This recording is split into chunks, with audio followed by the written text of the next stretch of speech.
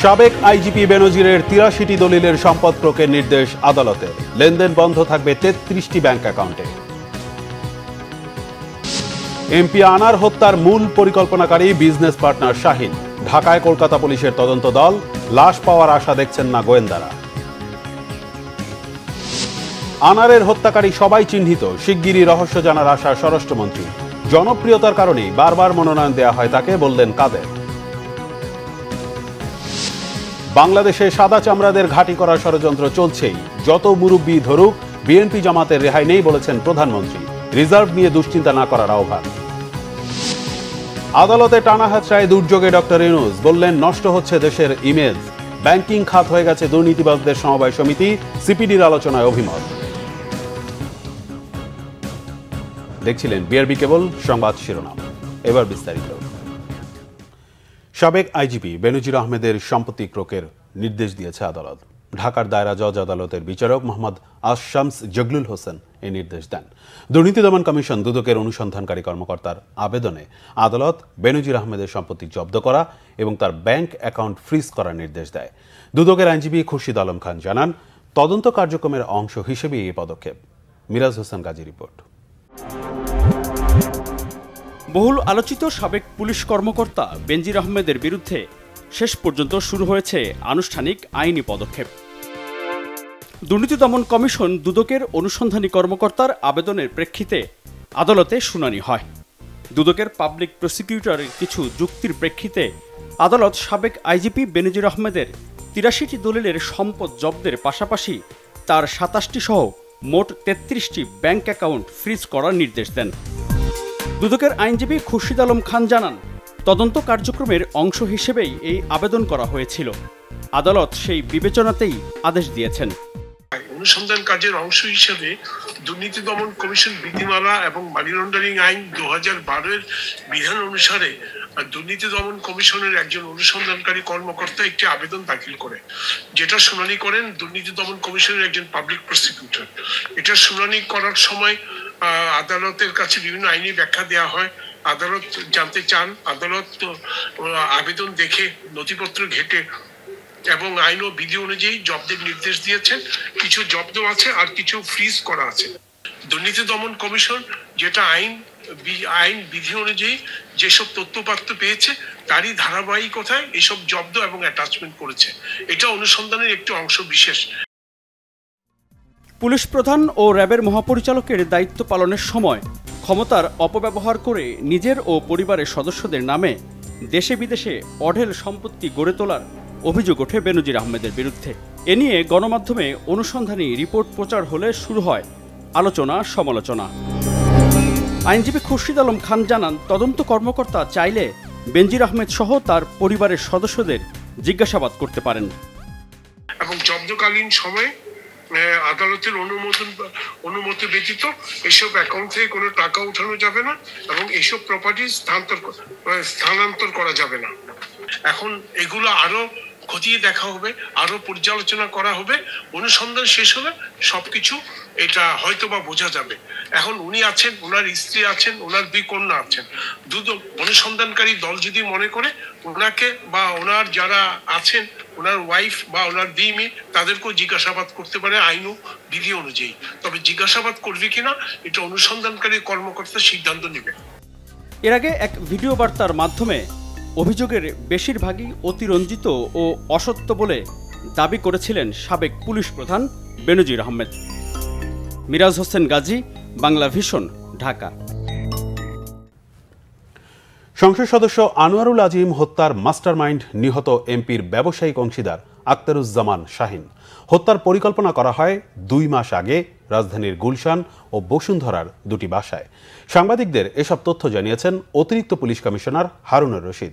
হত্যার পর লাশ টুকরো টুকরো করে ফেলে দেওয়া হয় বলে জানান তিনি। রিপোর্ট করছেন এসএম ফয়েজ। একসময়ের বাল্যবন্ধু ও ব্যবসায়িক অংশীদার আখতারুজ্জামান ওরফে শাহিনের পরিকল্পনায় খুন করা হয় এমপি আনোয়ারুল আজিমকে। হত্যাকাণ্ডে নেতৃত্ব দেন ভাড়াটে খুনি ও চরমপন্থী নেতা আমানুল্লাহ ও তার সাঙ্গপাঙ্গরা। হত্যার পর আনোয়ারুল আজিমের লাশ টুকরো টুকরো করে ফেলে দেয় খুনিরা। গ্রেপ্তার হওয়া হত্যাকারী সহ ৩ জন এসব তথ্য দিয়েছে, জানিয়েছেন অতিরিক্ত পুলিশ কমিশনার হারুনুর রশিদ। সেটা 13 তারিখ 2:51 তারা সবাই ঢুকেছে এবং আধা ঘন্টার মধ্যেই কিন্তু মানে এই নৃশংস বর্বরোচিত হত্যাকাণ্ডটি সংঘটিত হয়ে যায় এবং তারা এই হত্যা সংঘটিত করার পরেই লাশটাকে এমনভাবে গুম করা হবে যাতে কেউ কোনোদিন খুঁজে না পায়, যার কারণে তারা মানে বিভিন্ন পার্টে ভাগ করে ফেলেছে, অর্থাৎ হাড্ডির সাথে মাংসকে আলাদা করে ফেলেছে এবং সেটা একটা সুটকেসে করে, গ্রে কালারের সুটকেসে করে যে মূল যে আমাদের কাছে যিনি আছেন উনি আর হলো জাহিদ বা জিহাদ, এরা দুইটা ব্রিফকেস করে ওই যে পাবলিক টয়লেটের কাছে একটা গাড়ি ওয়েট করছিল, ওইখানে গিয়ে যেহেতু 3 জন ছিল, ওই 3 জনে বাকি মাংসগুলিকে বিভিন্ন পলিথিন বা বিভিন্ন ইয়েতে করে তারাও বের হয়ে যায়। ডিবি বলছে, পূর্ব বাংলা কমিউনিস্ট পার্টির সাবেক নেতা আমানুল্লাহ ওরফে শিমুল ও তার বান্ধবী শেলেস্তা রহমান হত্যাকাণ্ডে সরাসরি জড়িত। যদি পথে কেউ ধরে তখন এটার মধ্যে তারা মানে হলুদের মশলা দিয়ে তারা করে নিয়েছেন। যদি কেউ বলে তখন বলবে যে এটা তো আসলে বাজার থেকে আমরা কিনে আনছি, এটা মশলা তো মাংস, এরকম বলবে সেটা এটাকে। অর্থাৎ উদ্দেশ্যটা ছিল যে মানে এমনভাবে গুম করা হবে তাকে যেন কেউ কোনো দিন তার অস্তিত্ব না পায়। অপরাধীরা সেখানে করে তারাও একে একে তারা বাংলাদেশে চলে আসবে এবং ঠিকই যে মাস্টার মাইন্ড উনিও 10 তারিখে চলে আসছিল, ওরা যখন বাংলাদেশে একে একে ঢুকে পড়েছে উনি তারপরে বিস্তা এয়ারলাইন্সে দিল্লি থেকে 2 ঘন্টা ট্রানজিট নিয়ে উনি কাঠমান্ডু থেকে ওইখান থেকে অন্য কোথাও চলে যেতে পারে। এ হত্যার নৈপথ্যে স্বর্ণচোরা চালান, আর্থিক দ্বন্দ্ব নাকি আধিপত্য বিস্তার, তাও তদন্ত করছে ঢাকা কলকাতার পুলিশ। গুলশানের যে বাসাটা তাদের এই প্ল্যানটা হয়েছিল, এটা হলো flat number 2B1 house number 17 road number 65 Gulshan 2। এই বাসা, আরেকটা বাসা ছিল হলো বসুন্ধরা, সেটা হলো 1929 রোড নম্বর 32 ব্লকে বসুন্ধরা আবাসিক এলাকা। এই 2টা বাসায় তাদের অন্তত 1 মাসে 2 মাসে অনেকগুলি প্ল্যান হয়েছে। পলাতক আখতারুজ্জামানকে গ্রেপ্তারের পর হত্যার কারণ সম্পর্কে স্পষ্ট জানা যাবে বলে মনে করছে police. SM Foyez, Bangla vision, Dhaka. MP Anwarul হত্যার ঘটনায় জড়িত সন্দেহে গ্রেফতারকৃতদের ডিবি কার্যালয়ে জিজ্ঞাসাবাদ করেছে ভারতের intelligence bureau officer Antu Kumar ও জয়দীপ সহ ভারতীয় পুলিশের 4 কর্মকর্তা। সন্ধ্যায় ডিবি কার্যালয়ে যান ভারতীয় গোয়েন্দা কর্মকর্তারা। এর আগে ঢাকায় পৌঁছান ভারতীয় পুলিশের এই বিশেষ দলটি। পরে সন্ধ্যায় মিন্টু রোডে ডিবি কার্যালয়ে বাংলাদেশের গোয়েন্দা কর্মকর্তাদের সাথে বৈঠক করেন তারা। বৈঠক শেষে ডিবি প্রধান হারুনুর রশিদ জানান, এ ঘটনায় অন্যতম সন্দেহভাজন সিয়ামকে কলকাতা থেকে গ্রেফতার করেছে সেখানকার পুলিশ। সিয়ামকে জিজ্ঞাসাবাদে গুরুত্বপূর্ণ তথ্য পাওয়া গেছে বলে তারা জানিয়েছেন। গুরুত্বপূর্ণ তথ্য আদান প্রদান হয়েছে ডিবির তদন্তকারী কর্মকর্তাদের সঙ্গে। এদেশের সব তথ্য তাদেরকে দেয়া হয়েছে। দুদেশের গোয়েন্দাদের যৌথ তথ্যের ভিত্তিতে নিহত এমপির দেহাংশ উদ্ধারের চেষ্টা চলছে বলে জানান তিনি।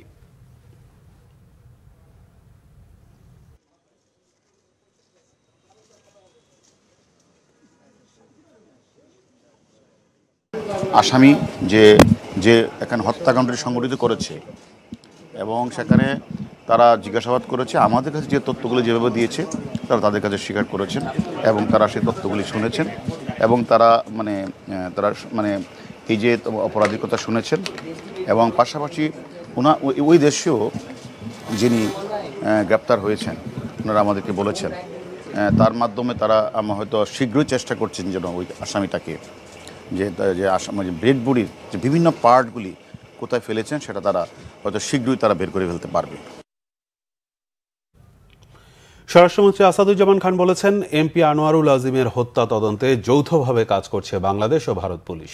খুনিরা সবাই চিহ্নিত হয়েছে। তদন্তে 2 দেশের পুলিশ যৌথভাবে কাজ করছে জানিয়ে তিনি বলেন, প্রয়োজনে বাংলাদেশের গোয়েন্দারা ভারতে যাবে। এদিকে শিগগিরই এ ব্যাপারে সবকিছু জানা যাবে বলে জানিয়েছেন পররাষ্ট্রমন্ত্রী ডক্টর হাসান মাহমুদ। রিপোর্ট করছেন ইমরুল কায়েস।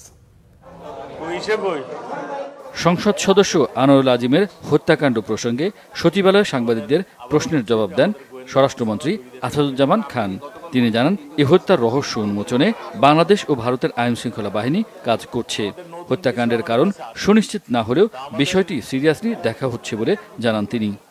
আমাদের পুলিশ, আমাদের গোয়েন্দা সংস্থা এবং ভারতীয় গোয়েন্দা সংস্থা, ভারতীয় পুলিশ, দুই দেশ থেকে আমরা কাজ করছি যাতে এই আরো কিছু তথ্য, আমরা তো সুনিশ্চিত হয়েছে তাকে হত্যা করা হয়েছে, প্রায় সবকিছুই আমাদের চিহ্নিত হয়েছে।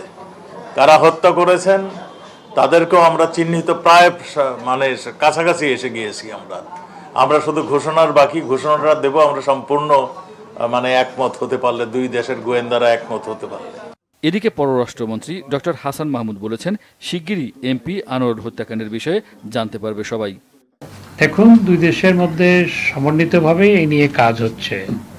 দুই দেশের গোয়েন্দারাই সমন্বিতভাবেই পুরো বিষয়টি উদ্ঘাটন করার জন্য কাজ চালিয়ে যাচ্ছে।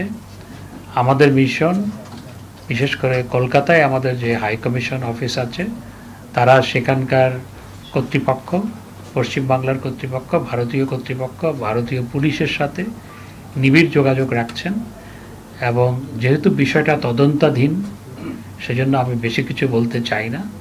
আপনারা খুব সহসাই সবকিছু জানতে পারবেন। জাতীয় প্রেস ক্লাবে আয়োজিত এক সেমিনারে এসব কথা বলেন পররাষ্ট্রমন্ত্রী। ব্লক তৈরি হলে ইমরুল কায়েস, বাংলাভিশন, ঢাকা। এলাকায় জনপ্রিয়তার জন্যই আনোয়ারুল আজিমকে তৃতীয়বার দলের মনোনয়ন দেওয়া হয়েছে বলেছেন আওয়ামী লীগের সাধারণ সম্পাদক ওবায়দুল কাদের। এমপির অপরাধ এখনও প্রমাণিত নয় বলেও মন্তব্য তার। অর্থ পাচারের জন্য বিএনপি সুপরিচিত, বলেন দলটি এখন অন্যের উপর অর্থ পাচারের দায় চাপাতে চায়। তাইমুর রশিদের রিপোর্ট।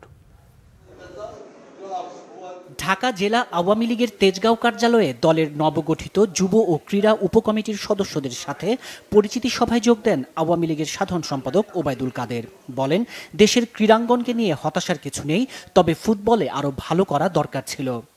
কলকাতায় ঝিনাইদহের এমপির হত্যাকাণ্ডের তদন্ত চলছে, তাকে নিয়ে ভারতীয় সাংবাদিকদের সংবাদ প্রকাশের আগে বাংলাদেশের সাংবাদিকরা কোথায় ছিলেন সেই প্রশ্ন রাখেন তিনি।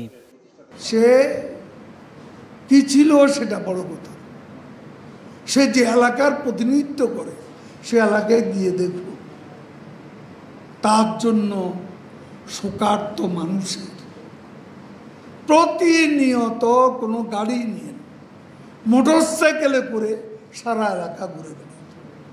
তো তাকে আমরা তৃতীয়বারও নমিনেশন দিয়েছি তার জনপ্রিয়তার জন্য।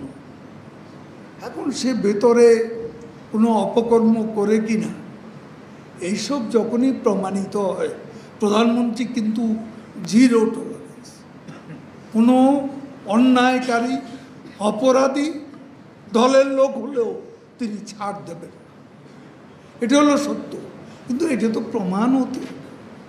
ওবায়দুল কাদের বলেন, অর্থনীতি কিছুটা ঝুঁকির মুখে, দ্রব্যমূল্যের ঊর্ধ্বগতি সরকার অস্বীকার করছে না, তবে সরকার ঘুমিয়ে নেই, সমস্যা সমাধানে আন্তরিকতার কোনো ঘাটতি নেই।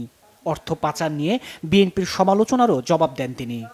অর্থ পাচার সিঙ্গাপুরে কে করেছে, আমেরিকাতে কে করেছে? তারেক রহমান এবং কোকো, এই দুজনের যে পাচার করা অর্থ, সেটা তো একটা অংশ সিঙ্গাপুর থেকে উদ্ধার করা হয়েছে। এখন নিজেরা যে অপরাধে অপরাধী, সেই অপরাধের দায় ছাত্রলীগ যুবলীগের উপর অবলীলায় চাপাতে যাওয়া, এটা যে কত বড় মিথ্যাচার আর অপপ্রচার এরা করতে পারে। গত ঈদের মতো আগামী ঈদেও সড়কে ভোগান্তি হবে না বলেও প্রত্যাশা ওবায়দুল কাদেরের। বাংলাদেশ ক্রিকেট। তাইমুর রশিদ, বাংলাভিশন, ঢাকা। বাংলাদেশে ঘাঁটি করার ষড়যন্ত্র এখনও অব্যাহত আছে বলে জানিয়েছেন প্রধানমন্ত্রী শেখ হাসিনা। বলেন, এয়ারবেস করার বিনিময়ে ক্ষমতায় রাখার নিশ্চয়তার প্রস্তাবে সায় দেননি তিনি। করোনা, যুদ্ধ, আন্তর্জাতিক পরিস্থিতি সবকিছু মিলিয়ে অর্থনীতিতে চাপের কথা জানালেও রিজার্ভ নিয়ে দুশ্চিন্তা না করার আহ্বান জানান তিনি।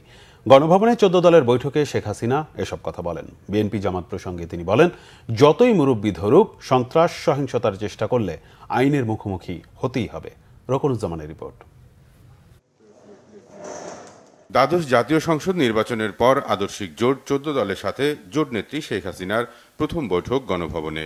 বৈঠকের শুরুতে জোটের নেতাদের স্বাধীনতার মূল্যবোধ ও চেতনা অটুট রাখার আহ্বান জানান প্রধানমন্ত্রী। আওয়ামী লীগ সভাপতি বলেন, বাংলাদেশে ঘাঁটি করার বিনিময়ে আওয়ামী লীগকে ক্ষমতায় রাখার নিশ্চয়তা দিয়েছিল সাদা চামড়ার লোকেরা। রাজি না হওয়ায় এখনো কিছু কিছু ঝামেলা হচ্ছে জানিয়ে শেখ হাসিনা বলেন, দেশের স্বার্থ বিকে ক্ষমতায় থাকার রাজনীতি আওয়ামী লীগ করে না। পরের যে ষড়যন্ত্র হচ্ছে ইলেকশন হতে দেবে না, তবে দেবে। আর আমার ক্ষমতায় আসতেও অসুবিধা হবে না যদি আমি বাংলাদেশে কারো এয়ারবেস করতে দিই, ঘাঁটি করতে দিই, তাহলে আমার কোনো অসুবিধা নেই। কোনো এক সাদা চামড়ারই প্রস্তাব আমি একই জবাব দিচ্ছি, যে আমি জবাব দিচ্ছি স্পষ্ট যে আমি বঙ্গবন্ধু শেখ মুজিবের মেয়ে। তো ওই অবস্থায় কিন্তু আমি চ্যালেঞ্জ দিয়ে ছেড়ে দিলাম। চক্রান্ত এখনও আছে। ইস্ট তিমোরের মতো বাংলাদেশেরও একটা অংশ নিয়ে, তারপরে চিটাগাং, মিয়ানমার, এখানে একটা খ্রিস্টান স্টেট বানাবে, বে অফ বেঙ্গলে একটা ঘাঁটি করবে, সেটা আমি হতে দিচ্ছি না। এটাও আমার একটা অপরাধ। কারণ এখানে মানে এয়ারবেস করে কার উপর হামলা করবে যদি একটা দেশকে দেখানো হয়, কিন্তু সেটা তো না। আমি তো জানি আরো কোথায় যাবে। যে কারণে আমাদের কিছু সমস্যা সবসময় পড়তে হচ্ছে, হবে আমি জানি, কিন্তু আমি এটা পাত্তা দিই না, সোজা কথা। বিএনপি নেতৃত্বে সমালোচনা করে শেখ হাসিনা বলেন, দুর্নীতিবাজ, গ্রেনেড হামলাকারী, জঙ্গি সন্ত্রাসীদের কোনোভাবেই বিশৃঙ্খলা সৃষ্টি করতে দেয়া হবে না। গ্রেনেড হামলাকারী, 10 ট্রাক অস্ত্র চোরা কারবারি, দুর্নীতিবাজ, এরা এখন যদি সেই বিদেশের মাটিতে বসে, আমি ডিজিটাল বাংলাদেশ করেছি, সেই সুযোগ পাচ্ছে, সেই সুযোগ নিয়ে এখান থেকে রোজি আন্দোলন, সরকার উৎখাত, নানা রকম হুমকি ধামকি দেয়। যতক্ষণ জনগণ আছে আমাদের সাথে, ওটা আমি কেয়ার করি না। কিন্তু তারপর দেশের যে জ্বালাও পোড়া, অগ্নিসংযোগ, এইগুলি যেন না করতে পারে, এটা যারা করবে তাদের কোনো ছাড় নাই। যতই মুরব্বী ধরুক আর যাই ধরুক, এদেরকে আমরা ছাড়বো না। পরিষ্কার কথা, মানুষের ক্ষতি যারা করবে তাদের প্রতি ব্যবস্থা আমাদের অব্যাহত থাকবে। প্রধানমন্ত্রী বলেন, বর্তমানে সবচেয়ে বড় সংকট মূল্যস্ফীতি। এটা শুধু বাংলাদেশের নয়, অন্যান্য দেশেও আছে। রিজার্ভ কমছে, তবে রিজার্ভ নিয়ে দুশ্চিন্তার কিছু নাই বলেও আশ্বস্ত করেন তিনি। আমাদের যদি খাদ্য মজুতটা থাকে আপৎকালীন সময়ের জন্য, তখন রিজার্ভ নিয়ে আমাদের চিন্তার কোনো ব্যাপার না। এটা নিয়ে খুব বেশি চিন্তার কিছু নেই। বৈশ্বিক এই পরিস্থিতির মধ্যেও অর্জনগুলোকে সামনের দিকে আরো এগিয়ে নেওয়ার কথাও বলেন সরকার প্রধান। রকুনুজ্জামান, বাংলা ভিশন, ঢাকা। জাতির পিতা বঙ্গবন্ধু শেখ মুজিবুর রহমানের জুলিও কুরি শান্তি পুরস্কার প্রাপ্তির 51 বছর আজ। দেশের ইতিহাসে প্রথম কোনো আন্তর্জাতিক পুরস্কার। গণতান্ত্রিক আদর্শকে শক্ত ভিতের উপর প্রতিষ্ঠা করতে, বিশ্ব শান্তি ও মানবাধিকার প্রতিষ্ঠায় অনবদ্য ভূমিকার জন্য বঙ্গবন্ধু শেখ মুজিবকে দেয়া হয় এ পুরস্কার। শুধু বঙ্গবন্ধু নন, শেখ মুজিব ভূষিত হন বিশ্ববন্ধু খেতাবেও। বিস্তারিত জানাচ্ছেন সৈয়দ আব্দুল মুহিত।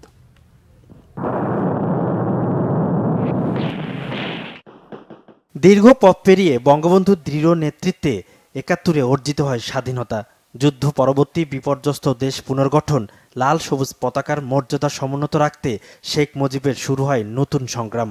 অল্প সময়ের মধ্যে বঙ্গবন্ধুর সততা, নিষ্ঠা, দেশ ও মানুষের প্রতি ভালোবাসা, গণতান্ত্রিক অসাম্প্রদায়িক আদর্শ দৃষ্টি কাড়ে পুরো বিশ্বের। শুধু দেশ নয়, বিশ্ব শান্তি প্রতিষ্ঠাতেও বঙ্গবন্ধুর অবদান নজর কাড়ে বিশ্ব নেতাদের।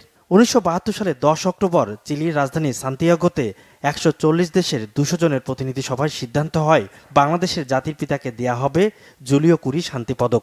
বিশ্ব শান্তিতে অবদানের স্বীকৃতি হিসাবে দেয়া হবে এই পদক। ভারতের জওহরলাল নেহরু, কিউবার ফিদেল কাস্ত্রো, ফিলিস্তিনের ইয়াসির আরাফাত, ভিয়েতনামের হো চিন মিন, দক্ষিণ আফ্রিকার নেলসন ম্যান্ডেলা, কবি ও রাজনীতিবিদ Pablo Neruda, Martin Luther king সহ বিশ্ববরেণ্য ব্যক্তিরা পেয়েছেন এ পুরস্কার। এর ধারাবাহিকতায় ৭৩-এর মে মাসে ঢাকায় বিশ্ব শান্তি পরিষদের আন্তর্জাতিক সম্মেলনে বঙ্গবন্ধুর হাতে তুলে দেওয়া হয় জুলিও কুরি পুরস্কার। এই সম্মান কোনো ব্যক্তি বিশেষের জন্য নয়, এই সম্মান বাংলাদেশের স্বাধীনতা সংগ্রামে আত্মদানকারী শহীদদের, স্বাধীনতা সংগ্রামের বীর সেনানীদের। জুলিও কুরি শান্তি পদক সমগ্র বাঙালি জাতি। সেদিন থেকে বঙ্গবন্ধু আন্তর্জাতিক পরিমণ্ডলে স্বীকৃত বিশ্ববন্ধু শেখ মুজিব হিসাবে। এই শান্তি পুরস্কার প্রাপ্তি নব্য স্বাধীন দেশকে বিশ্বসভায় এগিয়ে নেওয়ার পথ আরো সহজ করে দেয়। পদকটা দেওয়া হয় তখন রমেশবাবু বলেছিলেন যে তিনি বঙ্গবন্ধু নন, তিনি বিশ্ববন্ধু। বিশ্ব নেতৃবৃন্দ এটাকে স্বাগত জানিয়েছিল এবং তখনকার যতগুলি বিশ্বের সম্মেলন যেখানেই হোক, সে জাতিসংঘ থেকে শুরু করে প্রত্যেকটি জায়গায় কিন্তু বঙ্গবন্ধু একটা বিশেষ সম্মান পেতেন যখন যেখানে তিনি যেতেন। তার কারণ এটা লক্ষণীয় যে সর্বপ্রথম তিনি যখন জাতিসংঘে যান, তিনি যে বাংলায় বক্তৃতা দেন, জাতিসংঘ ভাষা তো বাংলা না, তারপর তো he was allowed to speak in Bengali. অর্থাৎ তার এই যে মর্যাদা, তার প্রতি যে সম্মান, এটা সেখানেও প্রমাণিত হয়েছে। বঙ্গবন্ধুর আদর্শকে বুকে ধারণ করেই বাংলাদেশ এগিয়ে যাবে আরো বহুদূর, মাথা উঁচু করে দাঁড়াবে বিশ্ব মানচিত্রে। সৈয়দ আব্দুল মুহিত, বাংলাভিশন, ঢাকা। শান্তিতে নোবেল বিজয়ী অর্থনীতিবিদ ডক্টর মোহাম্মদ ইউনূস দাবি করেছেন তিনি দুর্যোগের মধ্য দিয়ে যাচ্ছেন, তাকে টানা হেঁচড়া করা হচ্ছে, যার ফলে নিজের কাজ করতে পারছেন না, এতে দেশের ইমেজ নষ্ট হচ্ছে। আর কলকারখানা ও প্রতিষ্ঠান পরিদর্শন অধিদপ্তরের আইনজীবী দাবি করেছেন সাজাপ্রাপ্ত ব্যক্তি দেশের প্রতিনিধিত্ব করেন, এমন কথা বলা ডক্টর ইউনূসের ঔদ্ধত্যপূর্ণ আচরণ। এদিকে ডক্টর ইউনূস সহ 4 জনের 4 জুলাই পর্যন্ত জামিনের মেয়াদ বাড়িয়েছে শ্রম আইন আদালত। আহমেদ সারোয়ারের রিপোর্ট। জামিনের মেয়াদ শেষে হাজির হয়ে আবারও জামিনের সময় বাড়াতে বৃহস্পতিবার সকালে শ্রম আপিল ট্রাইব্যুনালে হাজির হন শান্তিতে নোবেলজয়ী একমাত্র বাংলাদেশি এবং গ্রামীণ টেলিকমের চেয়ারম্যান ডক্টর মোহাম্মদ ইউনূস সহ 4 জন। ইউনূসের আইনজীবী জামিনের মেয়াদ বাড়ানোর আবেদন জানান। উভয় পক্ষের শুনানি শেষে শ্রম আপিল ট্রাইব্যুনালের চেয়ারম্যান জামিনের সময় বাড়ানোর আদেশ দেন। জিজ্ঞাসা করেছেন সরকারি উকিলকে, আপনি বলেন কোর্টের প্র্যাকটিস কি, হাইকোর্টে কি হাজিরা দেওয়া হয়? উনি বলেছেন না, হাইকোর্টে হাজিরা দেওয়া হয় না, তবে এই কোর্টে আমরা হাজিরা চাই। কেন সরকার আজকে এই হাজিরা চাচ্ছে? কেন আজকে বিভিন্ন অনুষ্ঠান আজকে বিভিন্ন ক্যান্সেল করে, আন্তর্জাতিক জিনিসগুলিকেও ক্যান্সেল করে এখানে থাকতেছে সেটা জানি না। কোর্ট মনে হয় অনেকটা নিরুপায় হয়ে আবার আগামী 4-7 তারিখে আমাদের পরবর্তী ডেট নির্ধারণ করেছেন, ওই দিন পর্যন্ত বেইল মঞ্জুর করেছে। আদালত থেকে বেরিয়ে গণমাধ্যমের সাথে কথা বলেন ডক্টর ইউনূস। এ সময় তিনি অভিযোগ করেন আদালতে আসা যাওয়া করতে করতে নিজের কাজ করতে পারছেন না, ফলে দেশের জনগণ সুফল থেকে বঞ্চিত হচ্ছে। প্রচুর কাজ করতে পারতাম যদি না আমরা এইসব টানাহেস্টার মধ্যে পড়ে না আছি, এই দুর্যোগের মধ্যে পড়ে আছি। এটা ঠকছে কারা? আমি কি ঠকছি? আমার ঠকার কি আছে? আমি যা করার করেছি। শেষ বয়সে যেটুকু করে যেতে চেয়েছিলাম আমাকে সে সুযোগ দেওয়া হচ্ছে না, আমাকে নানা টানাহেস্টার মধ্যে রাখা হচ্ছে, সেটা দেশের মানুষ ঠকছে। এই দুর্যোগ থেকে যাতে আমরা মুক্তি পেতে পারি সেটার জন্য আপনারা দোয়া করেন। আমি দেশবাসীর কাছ থেকে সেই দোয়াটা চাই। আমি তো আমার কাজ নিয়ে মশগুল ছিলাম, কেউ আমার উপরে রাগ করলো, কেন রাগ করলো, এত রাগ করলো যে আমাকে কাজকর্ম থেকে বিচ্যুত করে দিতে হবে, আমাকে গ্রামীণ ব্যাংক থেকে সরিয়ে দিতে হবে, ইত্যাদি ইত্যাদি। কী সেই রাগের কারণ সেটা আপনারা বিশ্লেষণ করুন। কোনো রাজনৈতিক ক্ষতি করেছেন কাউকে, নাকি ক্ষতি করার চেষ্টা করেছেন? জ্ঞান অত তো করি নাই। আপনারা কি মনে করেন আমি করেছি? বলেন, আমাকে দেখিয়ে দেন এইভাবে আপনি ক্ষতি করেছেন। নাকি স্যার কেউ চিন্তা করছে আপনি ক্ষতি করতে পারেন? তার মাথার ভেতরে তার ঢোকার কোনো ক্ষমতা আমার নাই। ডক্টর ইউনূস দেশের প্রতিনিধিত্ব করেন এমন কথা বলার এখতিয়ার তার নেই বলে মন্তব্য করেন কলকারখানা ও প্রতিষ্ঠান পরিদর্শন অধিদপ্তরের আইনজীবী। একটি আপিলকে নিয়ে শুনানি করে বাংলাদেশ রাষ্ট্রকে নিয়ে কথা বলার এটা ঔদ্ধত্যপূর্ণ আচরণ, এটা উনি বলার এখতিয়ার রাখে না। বাংলাদেশ নিয়ে যদি ডক্টর ইউনূস কথা বলতে না পারে, দেখে এসএনডিবির পরিবারের মালিক বলবে বা আমি আপনি বলবো? অবশ্যই না, অবশ্যই কেউ কথা বলতে পারবে না, কারণ উনি সাজাপ্রাপ্ত আসামি। ওনার পার্টিকুলার একটা কেসের সাক্ষ্য প্রমাণের ভিত্তিতে ওনার সাজা হয়েছে, উনি কথা বলতে পারবেন, মামলা নিয়ে কথা বলুক, আমাদের কোনো আপত্তি নেই। আগেও শ্রম আইন লঙ্ঘনের মামলায় গ্রামীণ টেলিকমের চেয়ারম্যান ডক্টর ইউনূস সহ 4 জনকে 6 মাসের কারাদণ্ড ও 25,000 টাকা জরিমানা করেছিল ঢাকার 3য় শ্রম আদালত। সেই রায়ের বিরুদ্ধে শ্রম আপিল ট্রাইব্যুনালে আপিল করেন তারা। আহমেদ সারোয়ার, বাংলাভিশন, ঢাকা। দুর্বল ব্যাংকের সাথে একীভূত হওয়ার পর ভালো ব্যাংকগুলো খারাপ হয়ে যাবে কিনা, এমন প্রশ্ন সেন্টার ফর পলিসি ডায়ালগ সিপিডির। গবেষণা প্রতিষ্ঠানটি মনে করে দুর্বল ব্যাংকের পরিচালকদের তিরস্কৃত না করে পুরস্কৃত করা হচ্ছে। বাংলাদেশ ব্যাংকের সাবেক গভর্নর ডক্টর সালেউদ্দিন আহমেদের মতে কেন্দ্রীয় ব্যাংক পরিণত হয়েছে সমবায় সমিতিতে। দুষ্টের দমন না করে পালনের কারণেই ব্যাংকিং খাতের এই দুর্দশা। গোলাম মাইনুল হাসানের রিপোর্ট। খাতা কলমে খেলাপি ঋণের পরিমাণ 1,56,000 কোটি টাকা দেখানো হলেও মন্দ ঋণের পরিমাণ 5 লাখ কোটি টাকারও বেশি। খেলাপি ঋণের ভার এখন পুরো ব্যাংকিং খাতই ঝুঁকির মুখে। দুর্বল 10 ব্যাংকে একীভূত করা উদ্যোগে এর মধ্যে চুক্তি হয়েছে 4 ব্যাংকের মধ্যে। এমন বাস্তবতা ব্যাংক খাতের ভবিষ্যৎ নিয়ে রাজধানীতে সেমিনার আয়োজন করে centre for policy dialogue CPD. CPD বলছে ব্যাংকিং খাত এখন কিছু ব্যক্তি গোষ্ঠীর স্বার্থে ব্যবহার হচ্ছে, এটি সংকটের মূলে। যে খারাপ ব্যাংকের সাথে ভালো ব্যাংক যখন একত্রিত হবে তখন ভালো ব্যাংকটা কি খারাপ হয়ে যাবে কিনা, খারাপ ব্যাংকের পরিচালকদেরকে সেখানে তাদের বলা হয়েছে 5 বছর পরে তারা আবার তাদের আসলে প্রতিষ্ঠিত হতে পারবে। এটা কোন ধরনের নীতিমালা, সেটা একটা প্রশ্ন হয়ে যায়। আপনি তাদেরকে তিরস্কৃত করার বদলে পুরস্কৃত করছেন। রাজনৈতিক সদিচ্ছা না থাকলে কিছুই হবে না বলে মনে করেন ডক্টর সালেউদ্দিন আহমেদ। এত ঘন ঘন সার্কুলার দিচ্ছে, কালকে এটা পরশুদিন হঠাৎ বলে না না এটা হবে না ওইটা, তার মানে কি পলিসির মেকিং ডিসিশন পলিসি এত রং। বাংলাদেশ ব্যাংক একটা অনেকটা সমবায় সমিতির মতো হয়ে গেছে মনে হয়, যে বাংলাদেশ ব্যাংক ব্যবসায়ী ব্যাপ with due respect with bank director অর্থাৎ যৌথভাবে বোধহয় তারা ডিসিশন নেয়। এক্ষেত্রে বাংলাদেশ ব্যাংক সঠিকভাবে দায়িত্ব পালন করছে না বলে মনে করেন সংসদের বিরোধী দলের উপনেতা আনিসুল ইসলাম মাহমুদ। আমরা এই কথাগুলো কিন্তু 10 বছর ধরে বলছি। Last 10 years there has been a concentrated discussion on this alone. আজকে কেন আমার complaint against Bangladesh Bank is this, the why it took you at a time 10 banks, আপনি বলতেছেন এগুলো শেষ, এগুলোকে এখন একটা ভালো ব্যাংকের সাথে জড়িয়ে দিতে হবে। This is my complaint. What I'm saying is the regulatory bank, the regulatory authority did not perform their duty.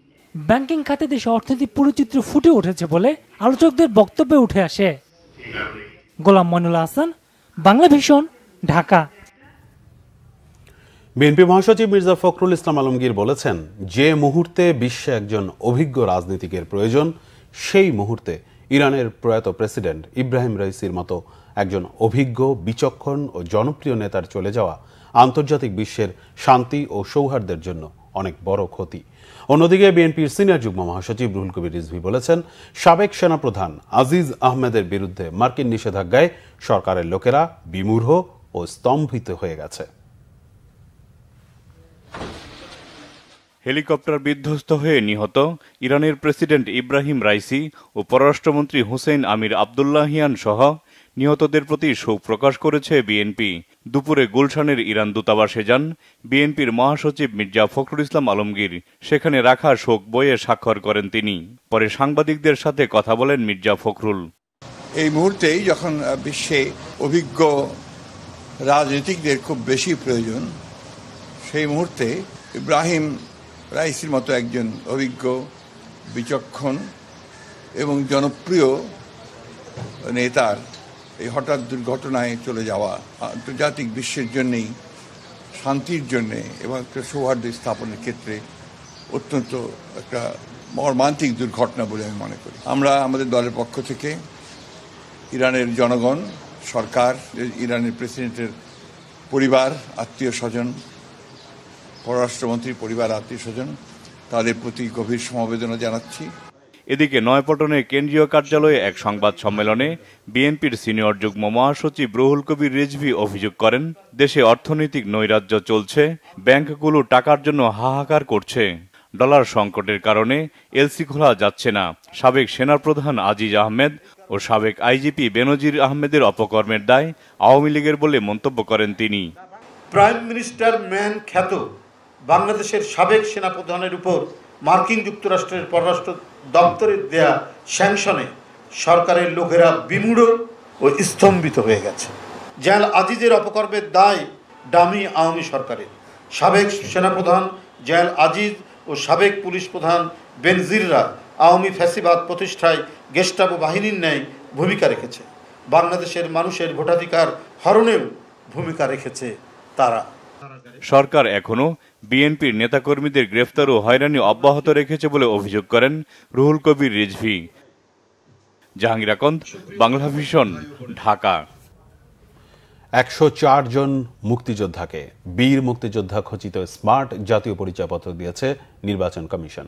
রাজধানীর আগারগাঁও নির্বাচন কমিশন ভবন অডিটোরিয়ামে এক অনুষ্ঠানে এই কার্ড বিতরণ করে কমিশন।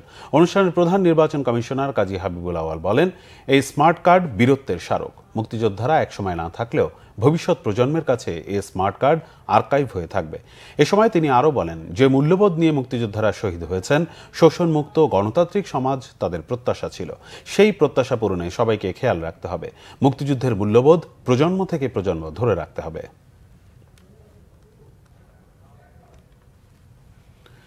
গণমাধ্যম আইন তৈরি হলেই বিদ্যমান অনেক সমস্যার সমাধান হবে বলে জানিয়েছেন তথ্য প্রতিমন্ত্রী Mohammad A Arafat. Bangladesh secretariat reporters forum আয়োজিত মিট দ্য প্রেস অনুষ্ঠানে তিনি একথা জানান। প্রতিমন্ত্রী বলেন, গণমাধ্যম আইনটি তৈরির কাজ চলছে, তবে কবে নাগাদ আইনটি পাশ হবে সেটি নিশ্চিত করে জানানো সম্ভব নয় বলে জানিয়েছেন তিনি। প্রতিমন্ত্রী বলেন, মুক্তিযুদ্ধের চেতনায় বাংলাদেশ গড়তে চাইলে গণমাধ্যমের স্বাধীনতার বিকল্প নেই। সরকার সে চেষ্টাই করছে জানিয়ে প্রতিমন্ত্রী বলেন, সাংবাদিকতার নামে অপসাংবাদিকতা হলে পেশাদার সাংবাদিকরাই ক্ষতিগ্রস্ত হয়, তাই জবাবদিহিতা থাকা উচিত বলে মন্তব্য করেন তিনি। গণমাধ্যমে সরকারের ব্যর্থতা তুলে উপকার করা জানিয়ে এ আরাফাত বলেন, অপতথ্য ছাড়া যে কোনো সমালোচনাই ইতিবাচক।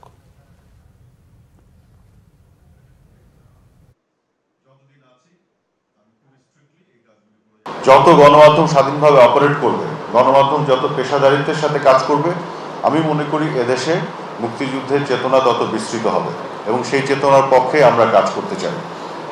তবে একই সাথে গণমাধ্যমের স্বাধীনতাকে ঢাল হিসেবে ব্যবহার করে যখন অপসাংবাদিকতা হয়, তখন আমরা মনে করি শুধু দেশ, জাতি, গণতন্ত্র ক্ষতিগ্রস্ত হয় না, যারা পেশাদারিত্বের সাথে আপনারা সাংবাদিকতা করেন আপনারাও ক্ষতিগ্রস্ত হন। যত তাড়াতাড়ি এটা করে ফেলতে পারবো আমি নিজেও শান্তি পাবো যে হ্যাঁ এটা হলো। কাজে এখানে আমার দিক থেকে কোনো দীর্ঘসূত্রিতা থাকবে না, এতটুকু বলবো। রাজধানী সহ বিভিন্ন সিটি কর্পোরেশনে রাস্তাঘাট খোঁড়াখুড়ির ক্ষেত্রে বিভিন্ন সংস্থার মধ্যে শতভাগ সমন্বয় সম্ভব নয় বললেন স্থানীয় সরকার, পল্লী উন্নয়ন ও সমবায় মন্ত্রী তাজুল ইসলাম। দুপুরে ঢাকা রিপোর্টার্স ইউনিটি মিলনায়তনে মিট দ্য রিপোর্টার্স অনুষ্ঠানে এক প্রশ্নের জবাবে এ মত দেন তিনি। দেশের বিভিন্ন স্থানে গ্রামীণ সড়কের দুরবস্থার কথা স্বীকার করে তিনি জানান, এ খাতে আসছে বাজেটে বরাদ্দ বাড়াবে সরকার। রাজধানীর ডেঙ্গু পরিস্থিতি অন্য অনেক দেশের তুলনায় ভালো দাবি করে তাজুল ইসলাম বলেন, এডিস মশা নিধনে সকল উদ্যোগ যথাযথভাবে বাস্তবায়ন করতে পারলে এবার পরিস্থিতি ততটা খারাপ হবে না। দ্রব্যমূল্য বাড়ার বিষয়ে মন্ত্রী দাবি করেন, মানুষের ক্রয় ক্ষমতা এখন আগের চেয়ে অনেক বেড়েছে। প্রধানমন্ত্রীর শিক্ষা ও সংস্কৃতি বিষয়ক উপদেষ্টা ডক্টর কামাল আব্দুল নাসের চৌধুরী বলেছেন, দারিদ্র্য বিমোচন ছাড়া শান্তি সম্ভব নয়। বর্তমান বিশ্ব প্রেক্ষাপটে বঙ্গবন্ধুর শান্তির এ দর্শন এখন গুরুত্ব পাচ্ছে। টেকসই উন্নয়ন লক্ষ্যমাত্রা অর্জনের ক্ষেত্রেও একই কথা বলা হয়। রাজধানী সিডাপ মিলনায়তনে সম্প্রীতি বাংলাদেশের শান্তি ও সম্প্রীতির অগ্রদূত বঙ্গবন্ধু শীর্ষক আলোচনা অনুষ্ঠানে তিনি বলেন, অশান্ত বিশ্বে বঙ্গবন্ধু সবসময় শান্তির পায়রা উড়িয়েছেন। বঙ্গবন্ধু চিরকাল শান্তির অন্বেষণকারী, সবাইকে একই সমতলে রেখে দেশকে এগিয়ে নিতে চেয়েছেন। প্রধানমন্ত্রী শেখ হাসিনাও চান জাতির পিতার আদর্শ বাস্তবায়নের মধ্যে দিয়ে কল্যাণমুখী রাষ্ট্র তৈরি করা। অনুষ্ঠানে বিশিষ্টজনরা বলেন, স্বাধীনতার অনেক আগে থেকেই আন্তর্জাতিক অঙ্গনে বঙ্গবন্ধুর দৃপ্ত পদচারণা ছিল। স্বৈরশাসক পাকিস্তানি জান্তাদের বিরুদ্ধে মহান মুক্তিযুদ্ধে সারা বিশ্বকে বাংলাদেশের দিকে চোখ ফেরাতে বাধ্য করেন তিনি। জুলিও কুরি শান্তি পদক জাতির পিতার কর্মের স্বীকৃতি এবং স্বাধীন বাংলাদেশের প্রথম আন্তর্জাতিক সম্মান। আরো কিছু খবর নিয়ে এখন একটি ডেস্ক রিপোর্ট। ভাতার কাট করে দেওয়ার কথা বলে যেসব চেয়ারম্যান ও ইউপি সদস্য টাকা নেবেন তাদের বিরুদ্ধে কঠোর ব্যবস্থা নেওয়ার হুঁশিয়ারি দিয়েছেন সমাজ কল্যাণ মন্ত্রী ডাক্তার দীপুমণি। টাঙ্গাইলের কুমুদিনী হাসপাতাল পরিদর্শন ও কুমুদিনী উইমেন মেডিকেল কলেজের একটি ব্যাচের বিদায় অনুষ্ঠান শেষে সাংবাদিকদের তিনি একথা বলেন। জানান, রকেট, নগদ ও বিকাশের মাধ্যমে টাকা হাতিয়ে নেওয়া চক্রের বিরুদ্ধেও ব্যবস্থা নেওয়া হচ্ছে।